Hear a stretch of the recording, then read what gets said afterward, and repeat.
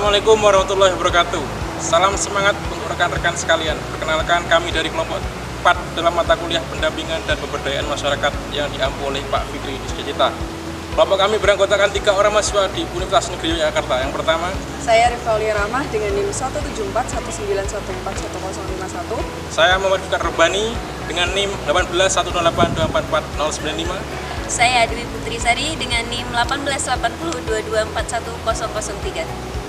Pada kesempatan kali ini, kami akan membahas mengenai sebuah program pemberdayaan masyarakat yang pernah dilakukan oleh mahasiswa dari Universitas Prasetya Mulia, yaitu berupa pengembangan usaha kecil menengah atau UKM melalui pengolahan bilkis di Desa Cipanas, Jawa Barat.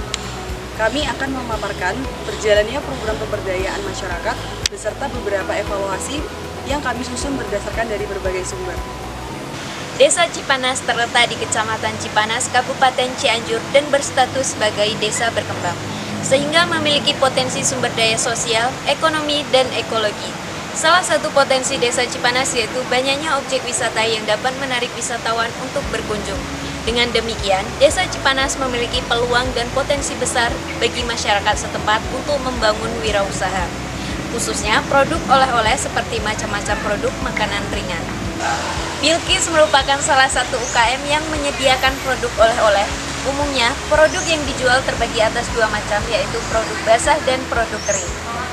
Produk basah seperti olahan pisang, contohnya pisang coklat dan pisang karamel, serta martabak telur. Sedangkan produk kering, seperti oleh-oleh makanan ringan dalam kemasan, contohnya olahan kacang dan keripik.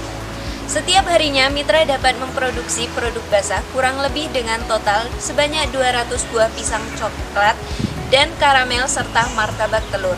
Sedangkan produk kering jarang diproduksi karena prosesnya yang rumit, memakan waktu lama, dan kesibukan mitra sehingga tidak memiliki banyak waktu untuk produksi meskipun demand cukup menjanjikan. Berdasarkan permasalahan tersebut, maka tim pemberdayaan bermaksud mencari cara untuk menanggulangi masalah mitra dalam produksi rutin sehingga dapat menambah pendapatan mitra. Pertama-tama, tim pemberdayaan melakukan analisis SWOT untuk merencanakan solusi selanjutnya. Secara garis besar, pada segi internal, produk mitra memiliki keunggulan tersendiri.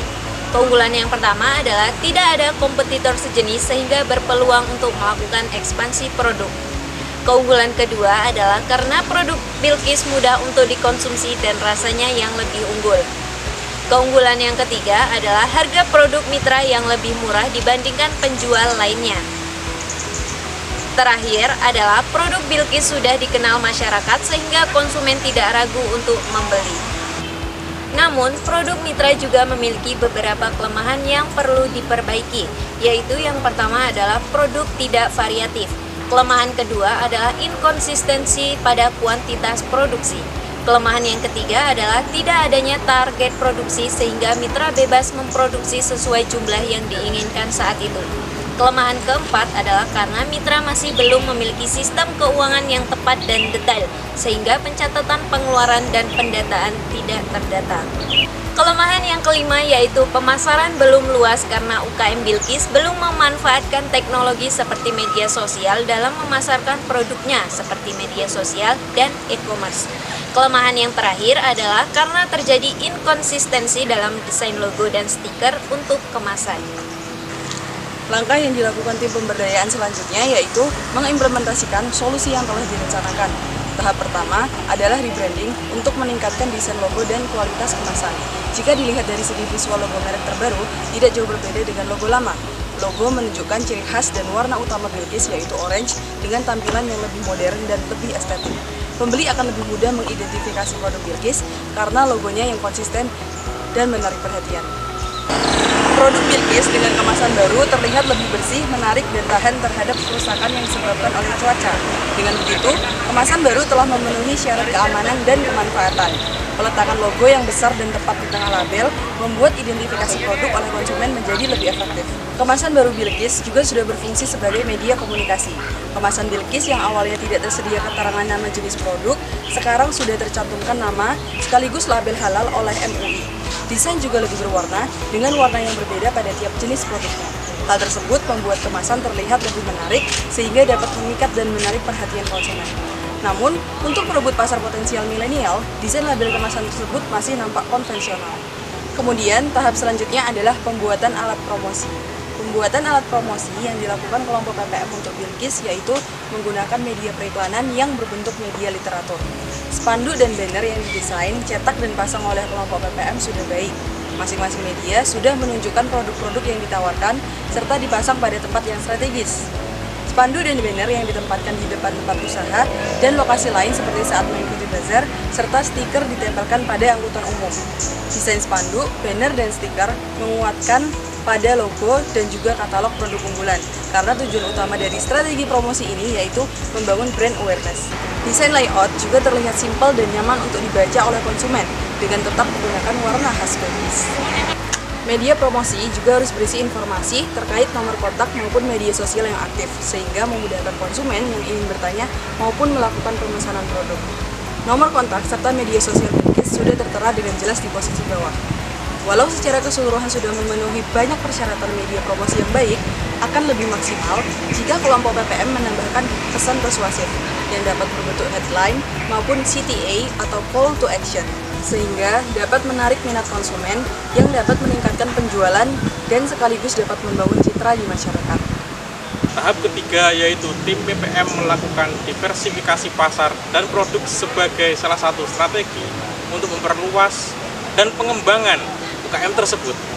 Diversifikasi adalah upaya mencari dan mengembangkan produk atau pasar yang baru atau keduanya dalam rangka mengejar pertumbuhan, peningkatan penjualan, profitabilitas, dan fleksibilitas. Tim PPM juga telah melakukan perluasan pasar dengan cara menambah penjualan secara offline yang awalnya hanya dijual 9 warung kemudian ditingkatkan menjadi 15 warung yang strategis. Selain melakukan penjualan secara offline, tim juga menginisiasi untuk menjual produk secara online melalui Instagram dan Tokopedia agar jangkauan pemasaran lebih luas.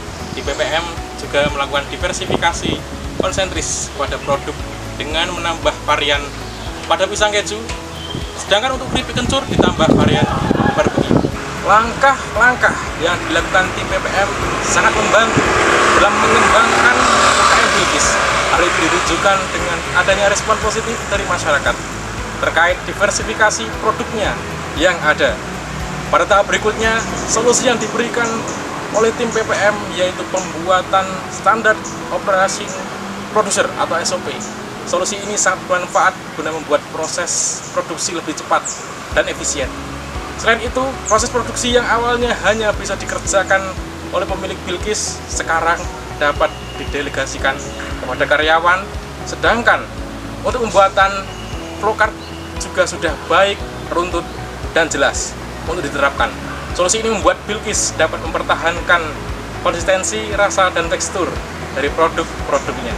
Tidak jauh berbeda dengan tahapan lainnya, kegiatan pengembangan, pengelolaan, keuangan yang dilakukan oleh kelompok PPM juga sudah benar, mengingat membuat pencatatan keuangan pada sektor UKM sangat penting karena bisa mengontrol biaya operasional bisnis sehingga mengetahui laba rugi usaha, mengetahui hutang piutang, dan memperhitungkan pajak. Format keuangan yang dibuat oleh kelompok untuk Bilqis juga cukup sederhana sehingga mudah menggunakan perusahaan Bilqis yang sebelumnya belum pernah membuat pencatatan keuangan. Akan lebih baik lagi jika pada tabel pengeluaran diberikan ruang untuk mencatat jenis pengalokasian modal. Tahap terakhir dalam proses pengembangan UKM Bilqis yaitu pengelolaan sumber daya manusia. Pada tahap ini, kelompok PPM memfokuskan pada penjadwalan karyawan. Dengan adanya penjadwalan yang jelas, akan terbangun produktivitas kerja yang berdampak baik bagi penjualan yang konsisten dan akan meningkat.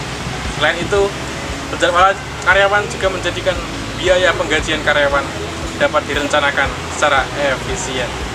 Pengelolaan SDM yang sebenarnya juga dibutuhkan di perusahaan Bilqis, yaitu pelatihan dan pengembangan keterampilan atau training and skill development. Hal tersebut dapat dijadikan saran bagi perusahaan Bilqis untuk perencanaan ke depan.